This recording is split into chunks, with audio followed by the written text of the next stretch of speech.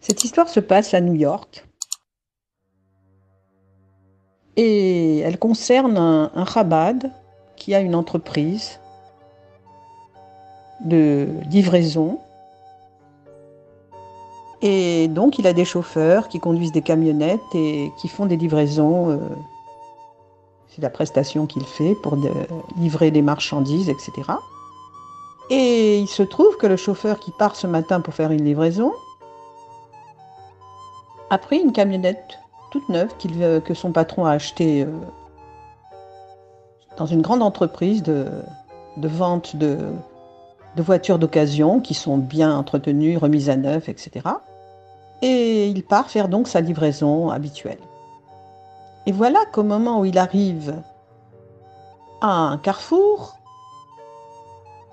où se présente devant lui une grande avenue, puis à l'autre côté une avenue avec le pont qui passe par-dessus le fleuve à New York, les freins, brusquement, lâchent. Il n'arrive pas à freiner. Il est à grande vitesse, il arrive en ville, il doit ralentir son allure, et il n'arrive pas à freiner. Désespérément, il tente avec tout ce qu'il peut, le frein à main, n'importe quoi, rien. Il se dit, mon Dieu, si je prends l'avenue, je vais écraser des femmes et des enfants. Et de l'autre côté, je vais me jeter dans le fleuve, je passe le pont, je vais tomber dans le fleuve. Il n'hésite pas une seconde, c'est un Chabad, c'est la vie du prochain qui passe avant toute chose. Et donc il se dirige vers le pont, en se pensant que sa dernière heure est sans doute arrivée. Et voilà que par miracle, la voiture s'arrête juste sur le pont, mais elle est suspendue à moitié dans le vide au-dessus du fleuve, de la rivière, et l'autre moitié sur le pont. Il est en équilibre, très incertain. À tout moment, la voiture peut basculer de l'avant et il tombe pour se noyer dans le fleuve. Il est complètement tétanisé. Il reste sans bouger à sa place, en tremblant, en faisant son schéma Israël, en se disant, bon, c'est ma fin, quoi. Et à ce moment-là, heureusement, on a donné le signalement, la police arrive, police secours, les ambulances, tout ça, avec grand tintamarre. Et grâce à Dieu, on arrive à l'extraire, sain et sauf, de la voiture. Il est plus mort que vif. On l'emmène à l'hôpital, il n'a rien, qu'un traumatisme plutôt de la peur qu'il a eue, de l'angoisse qu'il a eue. Donc il peut rentrer chez lui, et en fait, il se dirige directement chez son patron en lui disant ce qui est arrivé, avec la voiture soi-disant neuve, soi-disant de très bonne occasion. Le patron dit, heureusement que tu t'en es sorti, mon Dieu, mais comment c'est possible? Il faut que je porte plainte, moi, contre celui qui m'a vendu cette voiture. Or, celui qui l'a vendu la voiture est quelqu'un qui a l'air insolite, qui a une très grande entreprise, qui est très riche, etc.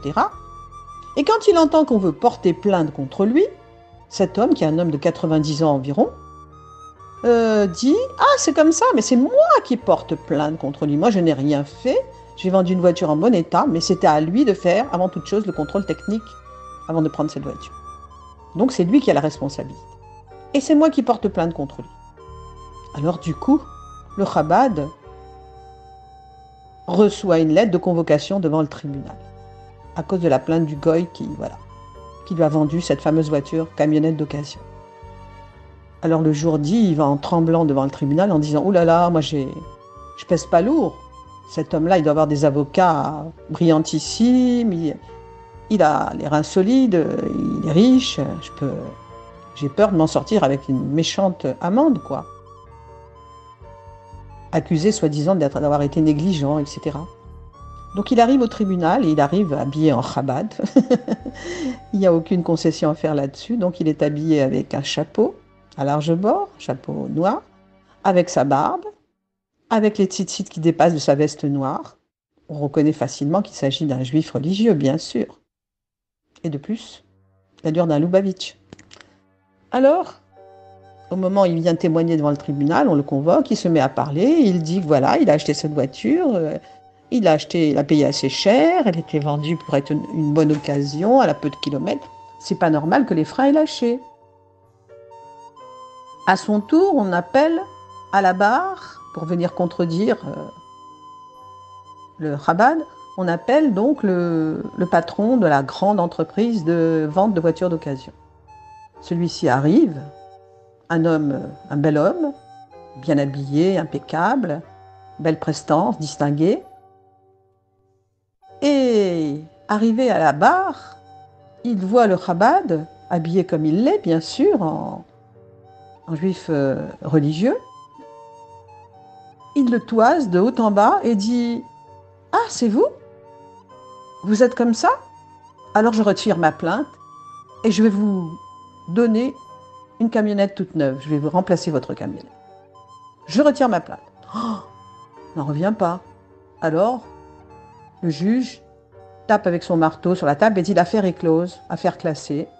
Et eux, ils se retrouvent, donc le Chabad qui a l'entreprise de livraison et le Goy qui a l'entreprise de vente de voitures d'occasion, ils bavardent ensemble en sortant du tribunal. Et alors, il explique, vous vous demandez pourquoi j'ai retiré ma plainte et pourquoi je vais vous remplacer votre voiture par une voiture neuve. Sachez que j'ai beaucoup de respect, beaucoup d'admiration pour le rabbi de Lubavitch qui est votre rabbi. Ah bon, vous le connaissez? Et comment que je le connais? Figurez-vous, monsieur, que quand j'avais 20 ans, j'étais étudiant à la Sorbonne. J'ai eu l'occasion de connaître votre rabbi qui n'était pas rabbi. Il s'appelait Menachem Schneerson. Il venait pour étudier, il était étudiant en doctorat de mathématiques et de physique, de mécanique quantique, etc. Et donc nous fréquentions les mêmes cours. Et je vais vous dire quelque chose. Lui, il arrivait avec sur la tête une casquette, parce qu'il est pour pouvoir couvrir sa tête, sans porter de kippa. Et puis, il avait toujours sur ses genoux, pendant qu'il y avait les cours, un petit livre dans lequel il disait, je ne sais lequel, c'est sûrement un livre de Torah. Et il écoutait les cours pendant un quart d'heure, 20 minutes, et puis c'était tout. Il se plongeait dans sa lecture de son livre. Ce qui agaçait fort un certain professeur. Et je dois dire que d'abord, pourquoi j'ai de l'admiration et de la reconnaissance pour lui? Parce que j'aurais jamais eu mes examens, j'aurais jamais pu passer avec réussite mes examens si le rabbi ne nous avait pas aidés. En effet, nous étions jeunes et pas très riches, donc on devait faire des petits boulots pour gagner notre vie et payer nos études. Et donc on manquait des cours à la Sorbonne. Et le rabbi, lui, suivait ses cours, prenait des notes très rapidement, les rédigeait chez lui proprement, et les dupliquer à l'alcool pour nous dire, à l'entrée, quand nous arrivions, il nous distribuait les cours auxquels nous n'avons pas pu assister. Et c'est grâce aux notes du rabbi et à ces précieux cours qu'il avait notés pour nous que j'ai pu passer mes examens et réussir. Et devenir ce que je suis grâce à lui. Mais ce n'est pas tout, monsieur. Je vais encore vous raconter une anecdote qui mérite d'être entendue. Un jour, le rabbi était assis, comme d'habitude, il a écouté un quart d'heure le professeur de mathématiques, et ensuite s'est plongé dans la lecture de son livre qu'il avait sur ses genoux.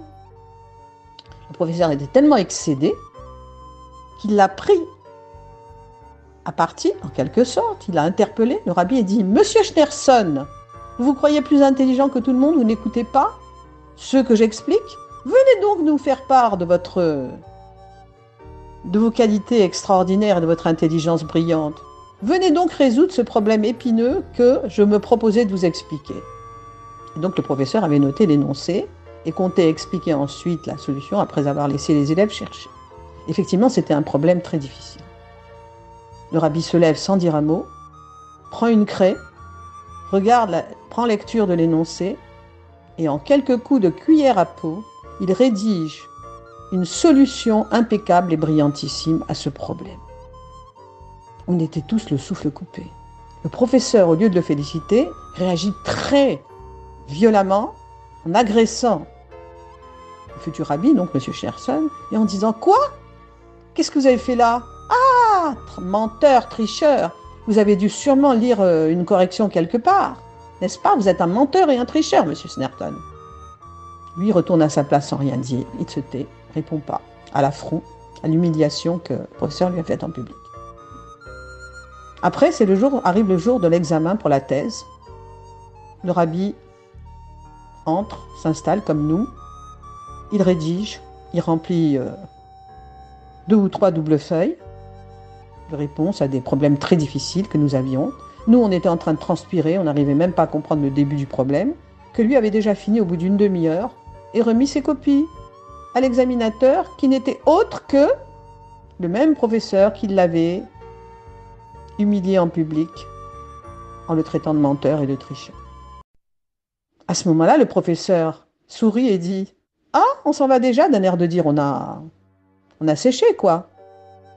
Après, il se prend à ouvrir les feuilles, il commence à lire et toutes les réponses sont exactes et très bien expliquées.